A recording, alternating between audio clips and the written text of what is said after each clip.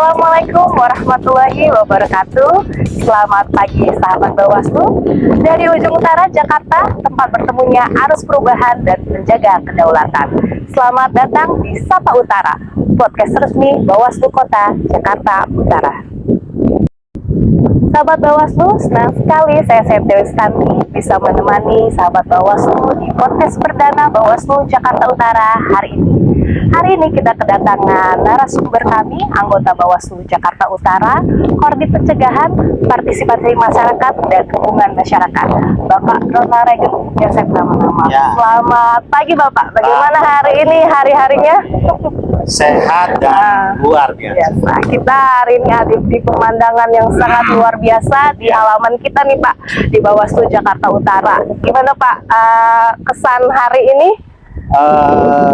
Excited banget ya, karena suasana pagi hari ini cerah, tetapi juga anginnya gimana ya, seger dan bikin ngantuk gimana gitu kan. Tapi enak-enak, suasana jadi bikin fresh lah, jadi fresh. Baik Pak, untuk hari ini kita ngobrol-ngobrol santai aja ya Pak. Jadi maksudnya kita kasih materi, tapi materinya ini gimana yang kita bahas sehari-hari aja gitu Pak. Bagaimana Bawaslu dalam kehidupan pengawasan sehari-harinya aja, seperti itu. Asik-asik. Ya Bapak, sebenarnya kalau Bapak bisa gambarkan dalam satu kalimat aja, Bawaslu itu apa sih Pak? Bawaslu adalah penegak keadilan, lembaga independen yang berperan berfungsi menegakkan keadilan. Ini sangat penting karena Bawaslu harus hadir mengawasi daripada proses perjalanan pemilu itu sendiri. Baik Pak, jadi kan Bapak bilang pengawasan ya Pak ya. Apakah cuma sekedar pengawasan seperti apa sih Pak yang kita hadirkan ke dalam masyarakat gitu Pak? Memang ini pengawasan ini peran Bawaslu sangatlah penting ya, karena dengan proses yang dilaksanakan penyelenggara pemilu dalam hal ini KPU, maka pengawas pemilu memastikan bahwa proses yang dilakukan, tahapan yang dilakukan itu sudah sesuai dengan aturan yang ada, sehingga harapannya adalah terlaksananya pemilu yang baik. Jadi kualitas daripada pelaksanaan pemilu itu dengan pengawasan yang baik, maka insya Allah akan melahirkan pemilu yang baik. Pemilu yang baik ya Pak.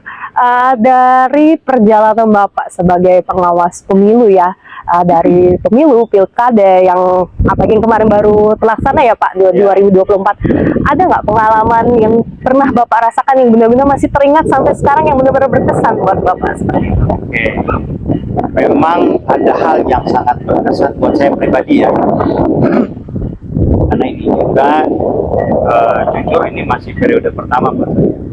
Banyak hal yang saya pelajari, terutama ketika proses pemilu berlangsung, pileg dengan pilpres, itu dinamikanya sangat luar biasa, terlebih khusus untuk Bawaslu Jakarta Utara, artinya penyelenggaraan pemilu di Jakarta Utara, karena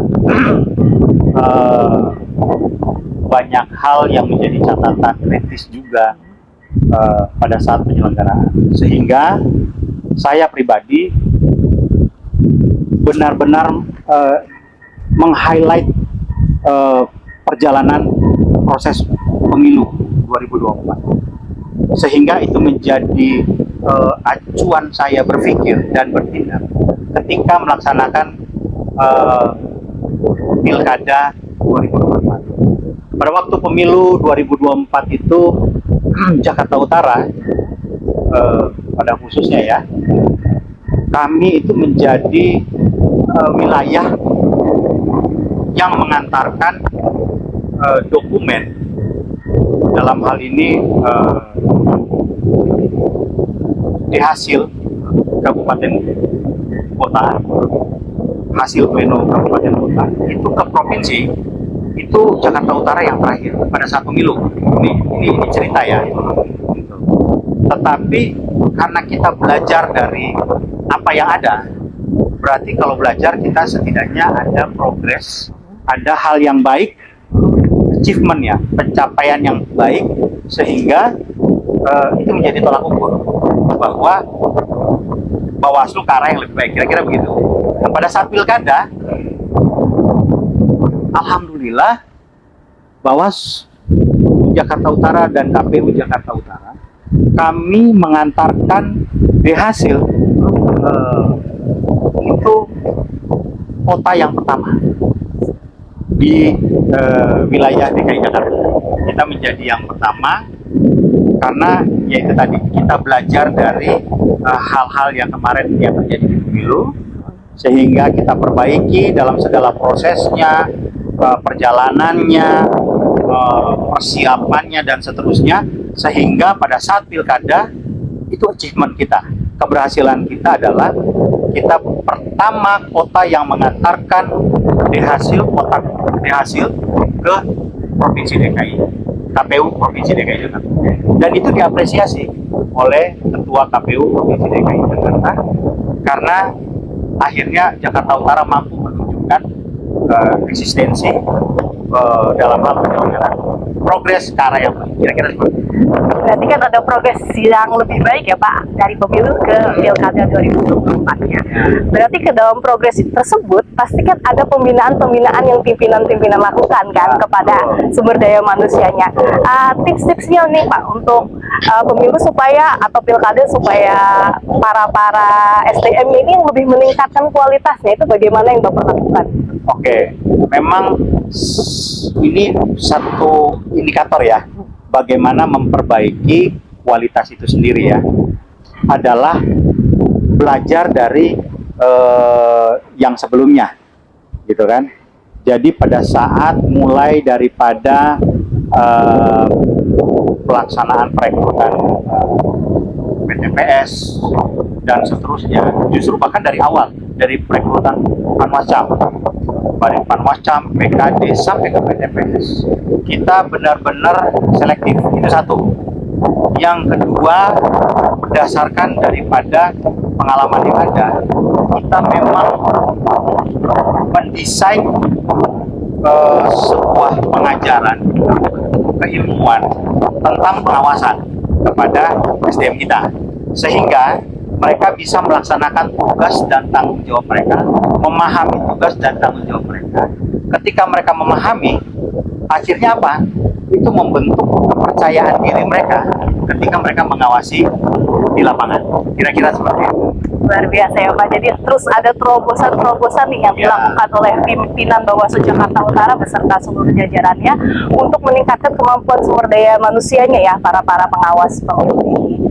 Selanjutnya Pak, kita nih ada program yang namanya pendidikan pengawas partisipatif. Jadi bagaimana Bawaslu ini melibatkan segala jenis lapisan masyarakat ya yang sudah cukup umur 17 tahun ke atas untuk bisa menjadi pengawas juga begitu Pak. Nah, dalam program pendidikan pengawasan partisipatif ini bagaimana sih Pak sebenarnya programnya tersebut Pak? Oke, baik.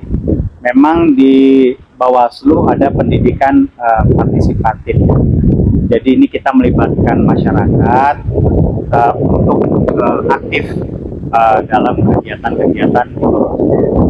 Nah, dari kegiatan pengawasan partisipatif ini itu tidak lain tidak bukan kita memberikan materi kepada peserta tentang pengawasan pemilu, ya kan, secara menyeluruh lah, secara detail, mulai dari aturannya, mulai dari lanjut ke pelaksanaannya, dan juga termasuk di dalam tantangannya, ya kan, sehingga secara komprehensif pengawas pemilu itu benar-benar memahami fungsi tugas pokok fungsi mereka sebagai pengawas pemilu.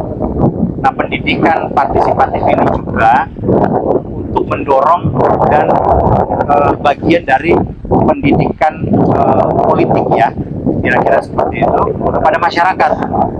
Dan biasanya kami melakukan kepada simpul-simpul, misalnya contoh tokoh agama, tokoh masyarakat, tokoh pemuda, simpul-simpul komunitas dan lain sebagainya, sehingga itu bisa menyebar ke banyak lapisan masyarakat.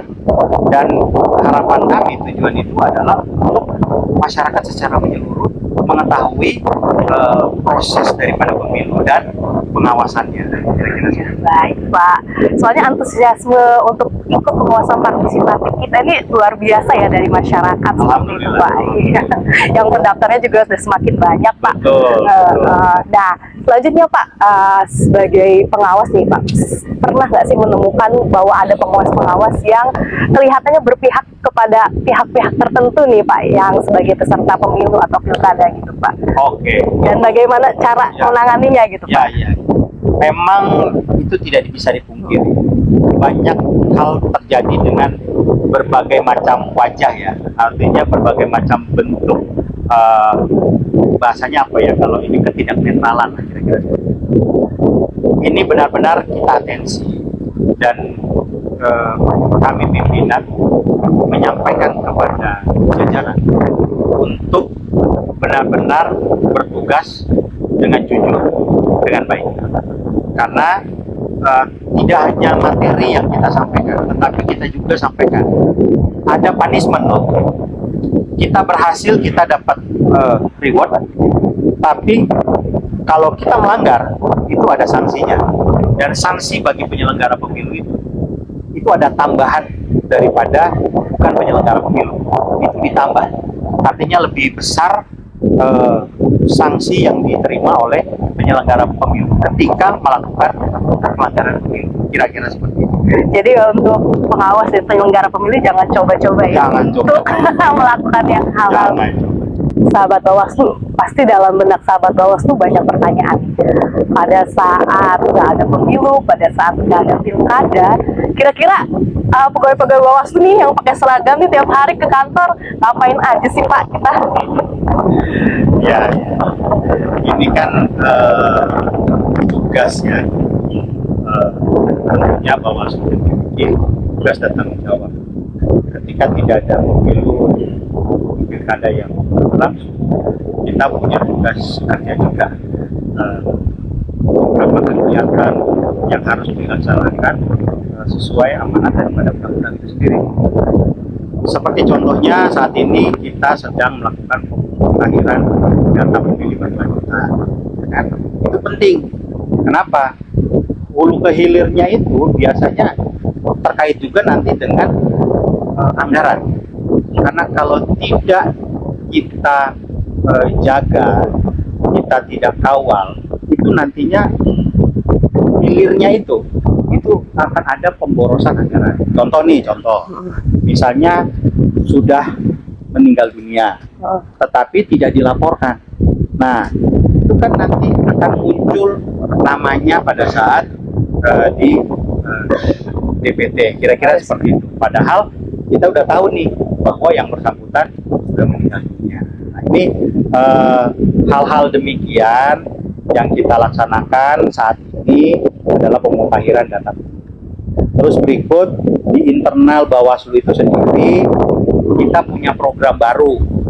Ini programnya cukup keren nih, Mas Evi. Ya, karena ini adalah nama programnya adalah konsolidasi demokrasi.